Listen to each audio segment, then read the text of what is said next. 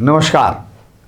पूरे बिहार का रण अब अपनी शेप ले रहा है क्योंकि ये वोट कल पड़ ही जाएगा। हम लोग अगर वोट की बात करें तो पहला फेज़ खत्म हो जाए, यानी 121 सीटों का फैसला हो चुका होगा। लेकिन मैं और अभिषेक यानी इसलिए ये बातचीत इसलिए बहुत अलग और अनौपचारिक है क्योंकि हम दोनों जितना हिस्सा मैंने घूमा और उससे कहीं ज़्यादा, चूँकि अभिषेक बिहार में है और लगातार एक एक चीज़ पर नज़र रखते हैं। हम लोग तो मैक्रो जो एनालिसिस है वो ज़्यादा करते हैं क्योंकि घूमते हैं, लेकिन वो माइक्रो एनालिसिस भी करके और अपनी तैयारी डेटा के साथ है। तो हम लोग एक बातचीत जिसमें कोई भी बातचीत को लीड इन नहीं कर रहा है, बस मैं सिर्फ इसकी शुरुआत इसलिए कर रहा हूँ चूँकि हम यहाँ बिहार के कुछ सवाल मेरे अभिषेक से होंगे और फिर अभिषेक और हम लोग एक बातचीत में लगेंगे। अभिषेक, अभी आपका बहुत बहुत स्वागत है, यानी हम दोनों ही एक दूसरे का एक उस पर स्वागत कर रहे हैं। लेकिन एक बात मैं जानना चाह रहा अभिषेक, अभी तक आप जो घूमे हो, हाँ, मतलब जो हमको लग रहा है कि ये चुनाव में कोई मुद्दा आपको दिख रहा है क्या?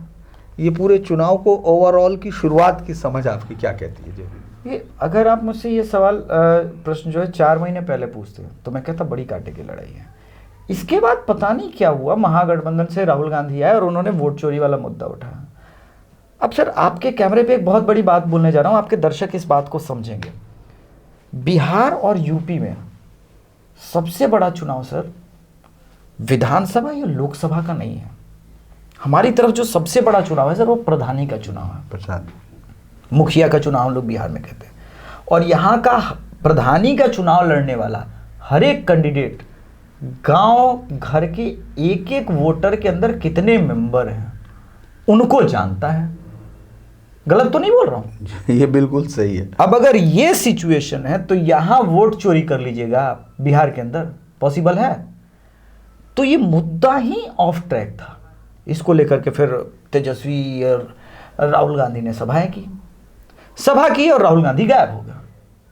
तो मुद्दा वोट चोरी का उठाया इन्होंने, जो कि ऑफ ट्रैक था। और थोड़े दिन में फिर तेजस्वी को लगा कि भाई ये तो पूरी कहानी गलत हो रही है, तो एक अलग यात्रा पे निकले। तब तक टाइम नहीं बचा, इनकी सीट शेयरिंग हुई नहीं, फाइट पे लड़े। उसके बाद इनको याद आया कि नहीं, मेरा भी एक मुद्दा था। तो कल इन्होंने कुछ दिन पहले ट्वीट भी किया था, कमाई दवाई पढ़ाई मेरा मुद्दा है। फिर लोगों ने कहा कि, और ग्रुप ने भी चेक करके बताया, नहीं 2018 से मोदी जी यही बोल रहे हैं। तो इनके मुद्दे भी बदले हर 15 दिन पे, और लड़ाई तो कलेश तो इनके अंदर रहा ही गठबंधन का। ऐसे में जो 2020 में मैंने नीतीश जी के प्रति एंटी इनकम्बेंसी वाला भाव देखा था, वो सर आपने भी महसूस किया होगा ग्राउंड पे, वो एंटी इनकम्बेंसी वाला भाव इस बार नहीं है। हाँ बिल्कुल सही है। बातचीत में मेरा सिर्फ ये था क्योंकि जो मैं अभी तक समझ रहा और आप लोगों से भी शेयर कर रहा था कि वो जो मुझे इसमें लगा सबसे बड़ी चीज़ लग रही थी कि ये मुद्दा विहीन चुनाव है। हाँ, एंगर नहीं है ना नीतीश के अगेंस्ट। हाँ, वो कोई भी चीज़ों का मुद्दा, चूंकि जो सत्ता में होती है उसको तो बताने की ज़रूरत नहीं है क्योंकि वो तो अपना काम ही बता रहा है। तभी वो अगर कोई एंटी इनकम्बेंसी दिख नहीं रही है तो सत्तारूढ़ पार्टी की तरफ से कोई मुद्दा बनता नहीं है, उनको कोई और विपक्ष अपने मुद्दों को भुना नहीं पाया। आपने जो कहा वो शुरुआत से ही मैं ये कह रहा था, जिस आदमी ने भी चुनाव लड़ा है, जिसने भी, तो वो ये जानता है कि वोट चोरी का मुद्दा कहीं स्टैंड इस तरह नहीं करता जिस तरह वो पोर्ट्रे कर रहे थे।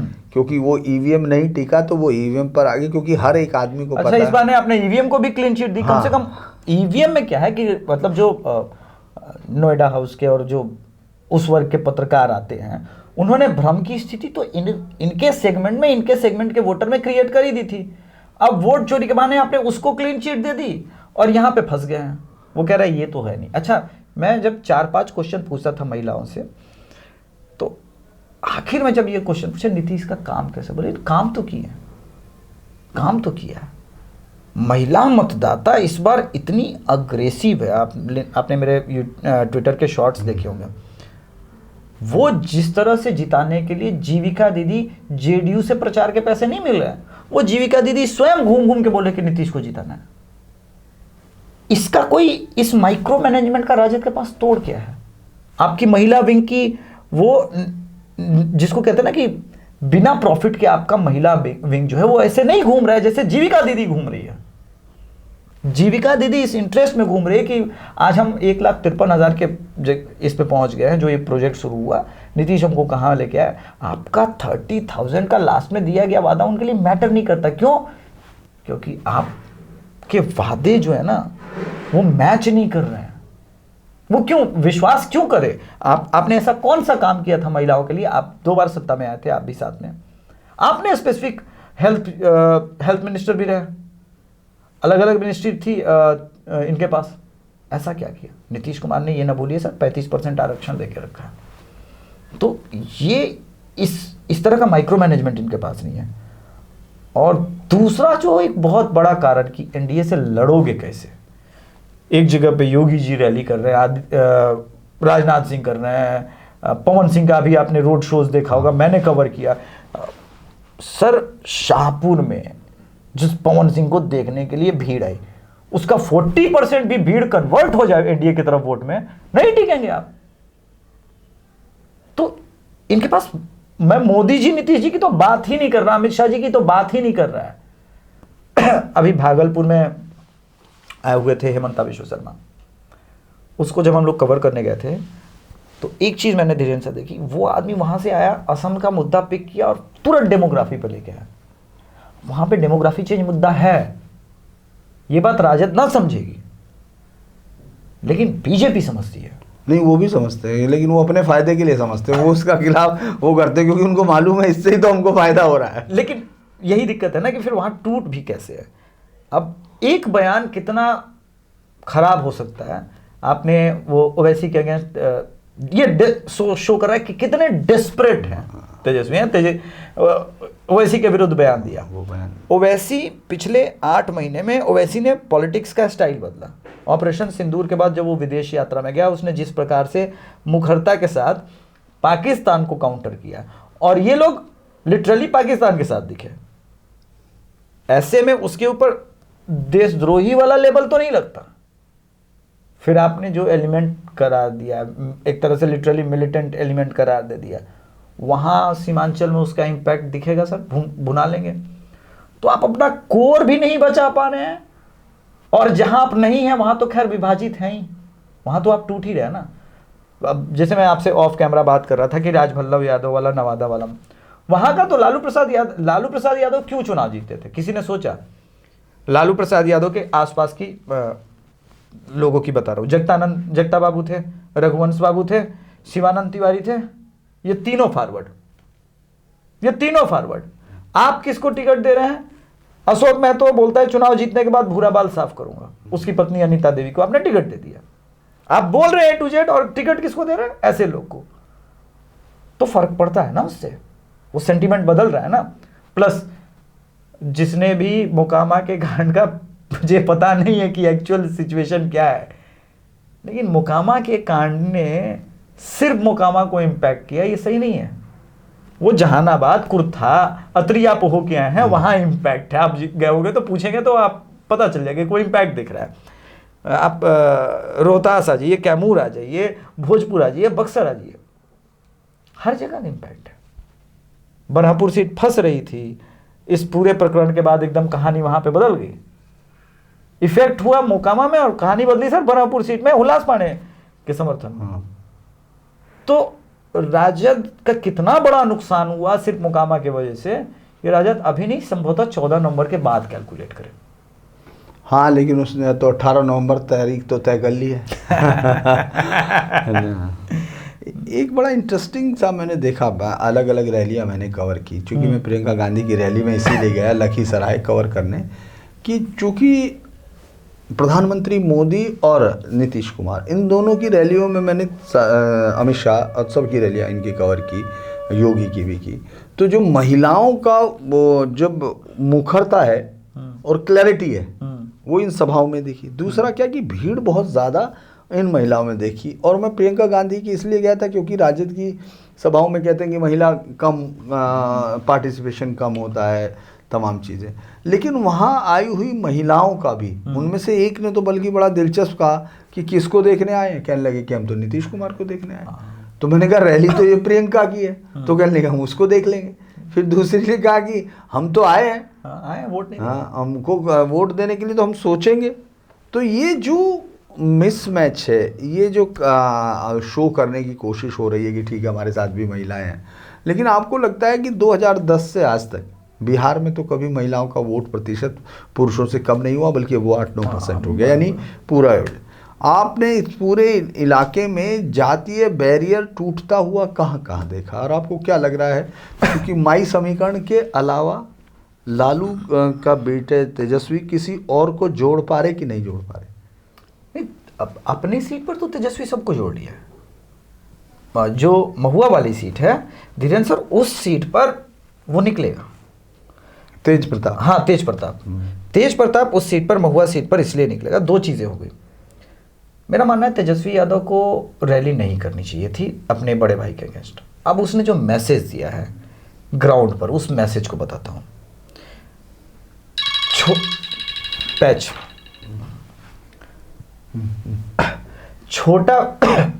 छोटा भाई बड़े भाई की राजनीतिक भ्रूण हत्या करने पहुंचा। ये बहुत डेंजरस मैसेज है सर। छोटा भाई अपने बड़े भाई की राजनीतिक हत्या करने पहुंचा, ये मैसेज बहुत खराब गया, वो नहीं करना था। लेकिन जो सधा हुआ रिस्पॉन्स था तेज प्रताप का, वो और ज्यादा डेंट किया कि छोटे, मेरे नादान छोटे भाई, तुमको पता नहीं है कि जनता मालिक होती है।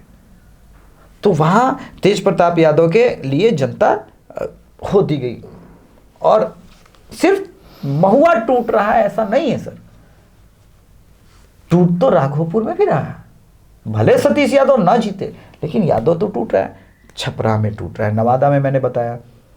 एक 2.5 महीने पहले एक कांड हुआ था मोतिहारी में, अजय यादव को मुसलमानों ने मार दिया था। हाँ, चर्चा आई थी। हाँ, ये घटना वामपंथी मीडिया हाउस ने कवर नहीं की। उनको सोशल मीडिया पे ये भी आया था कि आप इसको क्यों नहीं दिखा रहे, इस पे रिएक्शन क्यों नहीं आ रहा। हाँ, लेकिन मैसेज जाता है ना कि ये यादव की कम मुस्लिम की पार्टी ज़्यादा बनती जा रही है। मोतिहारी से लेके ढाका तक सर मैसेज बहुत अच्छा गया है। कई ग्राउंड पर आपको वहाँ पे मुझे कवर करते हुए राष्ट्रवादी यादव, वो बोले कि इस बार राष्ट्रवादी यादव समाज प्रचार में इसलिए उतरा है कि हम अपने जाति का जो है स्वाभिमान बचाना चाहते हैं। ये बहुत डेंजरस चीज़ है तेजस्वी के लिए। तेजस्वी को जाना था, खुद सांत्वना देनी थी। लालू प्रसाद यादव ने अपने कोर को बिखरने नहीं दिया था। जो तीसरा मेजर कारण रहा इस बिखराव का, वो है सर हरियाणा से संजय यादव। लालू यादव के लिए जो जनता की एक्सेसिबिलिटी थी बहुत आराम से थी। लालू यादव ऐसे बैठे हुए हैं, पिकदान बगल में रखा हुआ है, जनता दरबार लगा हुआ है, राघोपुर के लोग आए, खाली बोला कि राघोपुर से हैं, सीएम आवास के दरवाजे खुल जाते थे।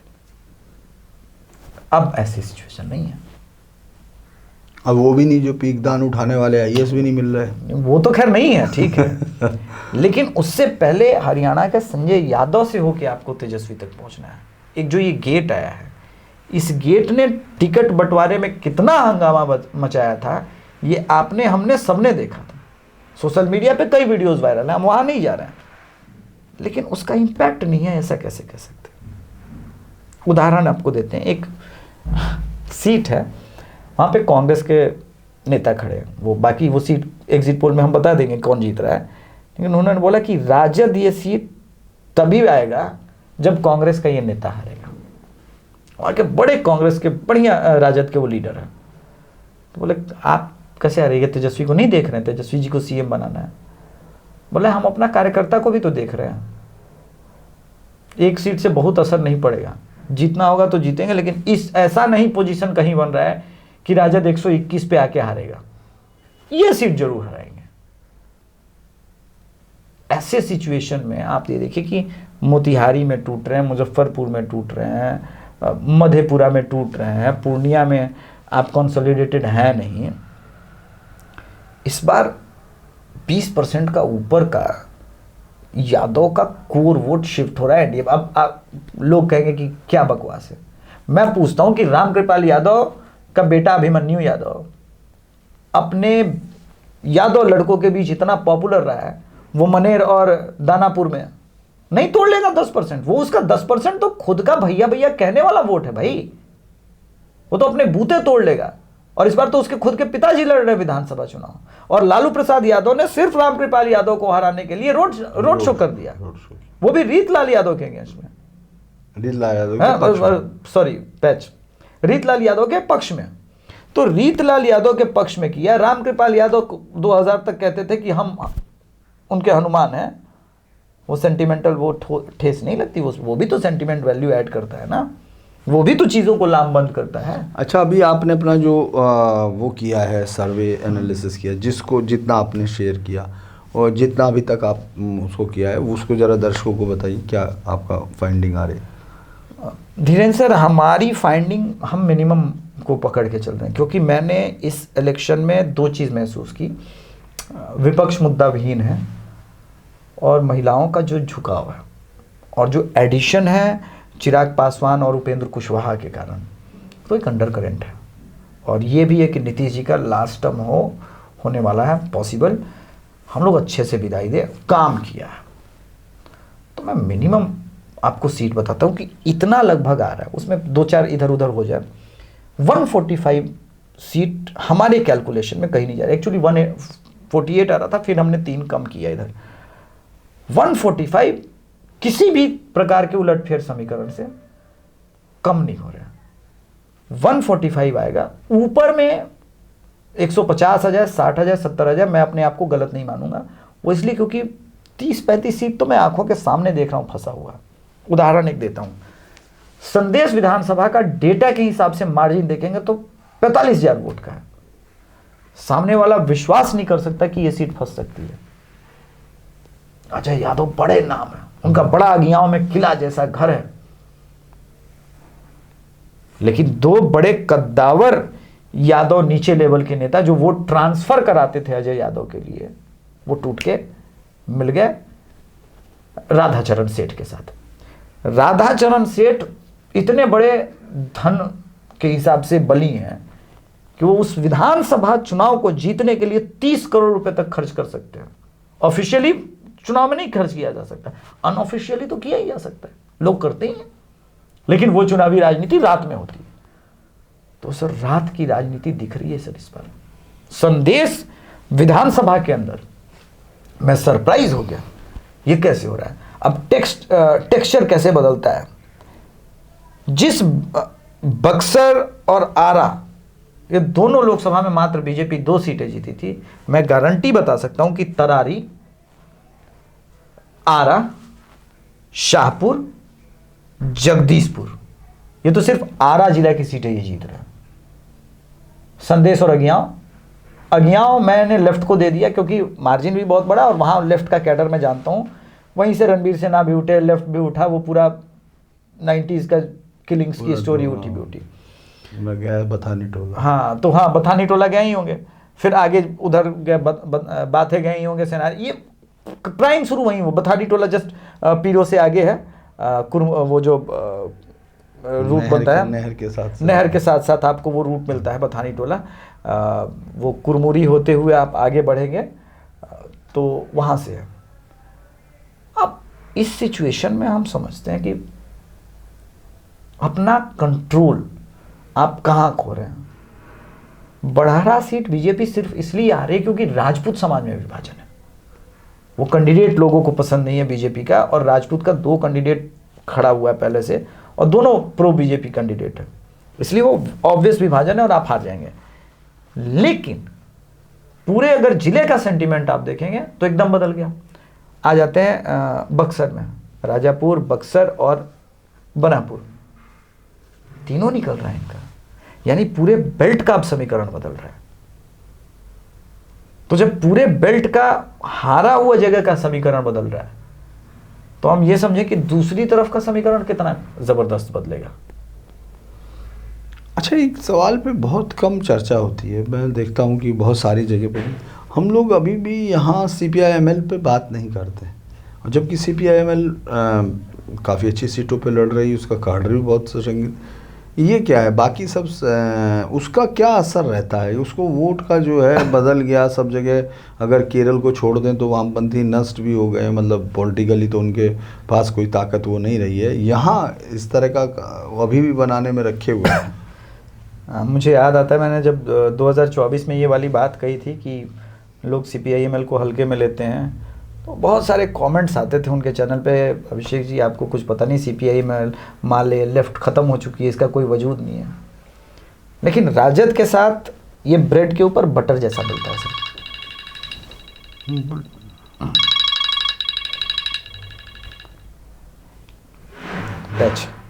पैच राजद के साथ ये ब्रेड के ऊपर बटर जैसा मिलता है, एकदम मिक्स होता है, बहुत अच्छे से मिलता है और ओवरलैप भी होता है, क्योंकि बिहार के अंदर कैडर बेस्ड पार्टी दो ही है, एक भाजपा एक लेफ्ट। कैडर बनाने का प्रक्रिया इन्हीं दोनों में है, बाकी वोट शेयर है, वो कैडर नहीं है, कैडर बेस्ड पार्टी नहीं है कि मतलब कुछ भी हो जाए खूंटा यही करता है। विचार की लड़ाई जो है राजद एड ऑन है, क्योंकि वो भी लेफ्ट से प्रभावित रही है हमेशा।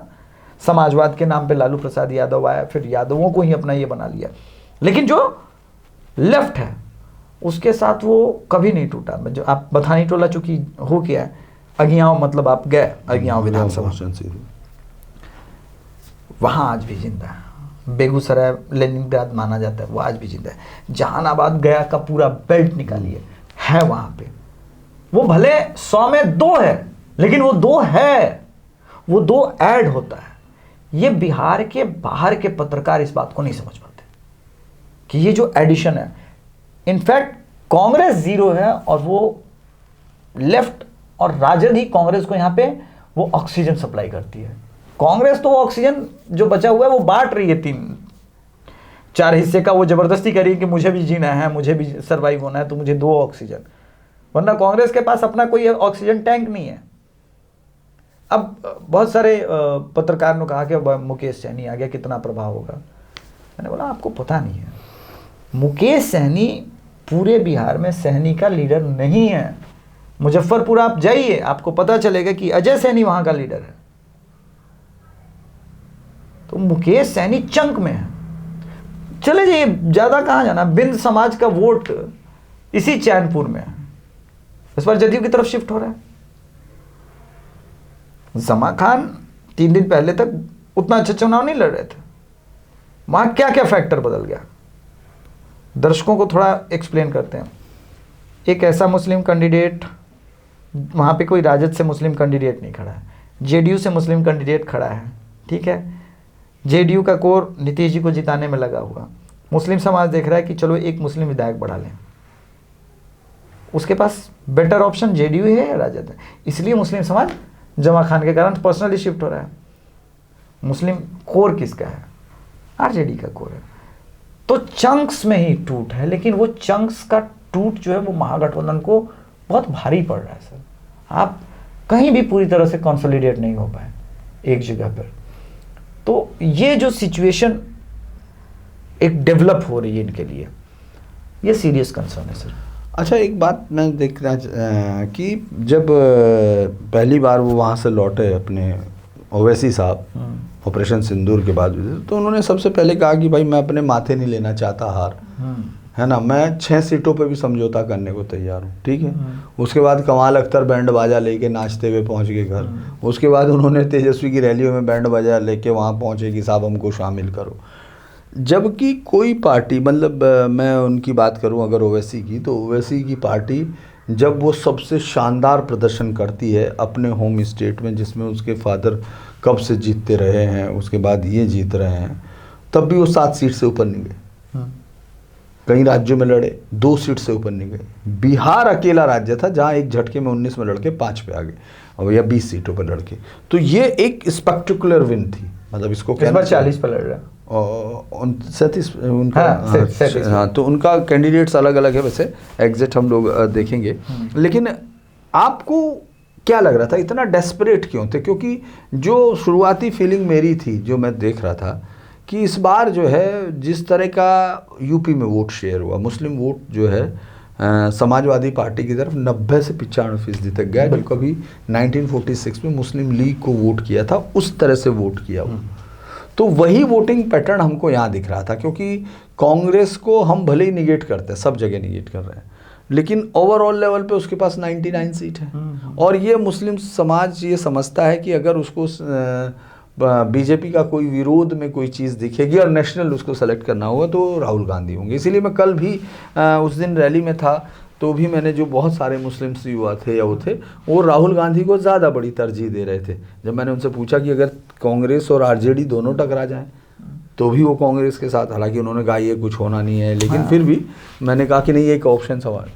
तो ऐसा ओवैसी को क्या फील हो रहा था? क्या तेजस्वी को उसी तरह वोट जा रहा है जो मुस्लिम, जैसा मुझे लगता है कि शायद तेजस्वी इस बार उस समय उनको ये देखिए दो चीज़ें थी।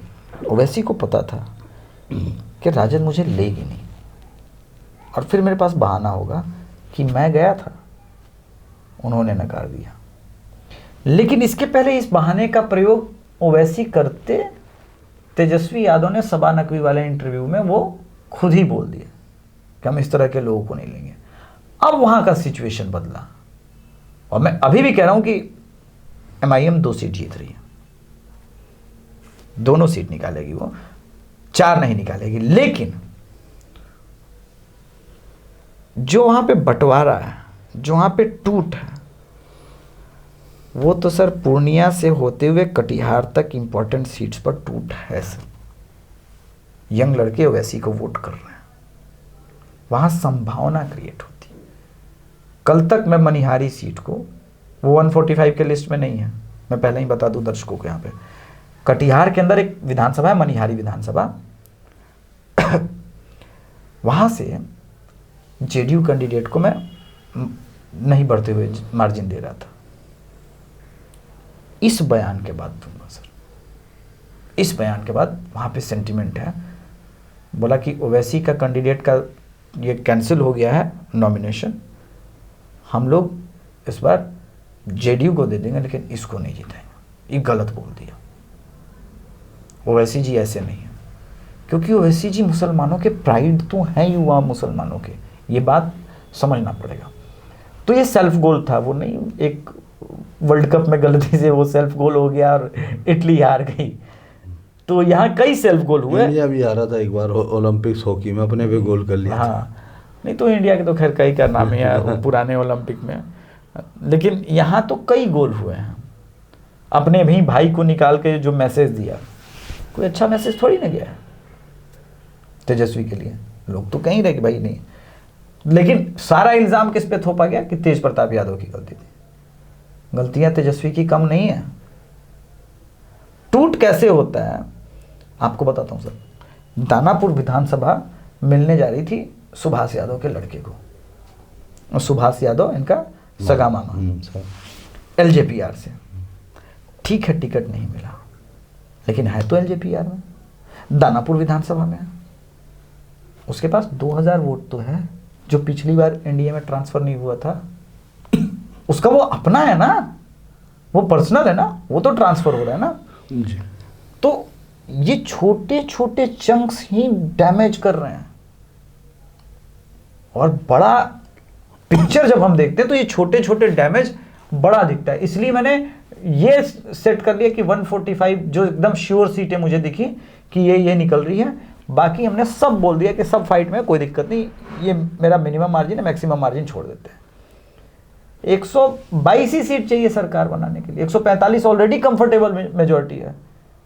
लेकिन एक चीज हम और आप पैटर्न को चूक रहे हैं, जो हरियाणा की वोटिंग में दिखा, जो MP की वोटिंग में दिखा, जो राजस्थान की वोटिंग में दिखा, और महाराष्ट्र की भी वोटिंग में दिखा।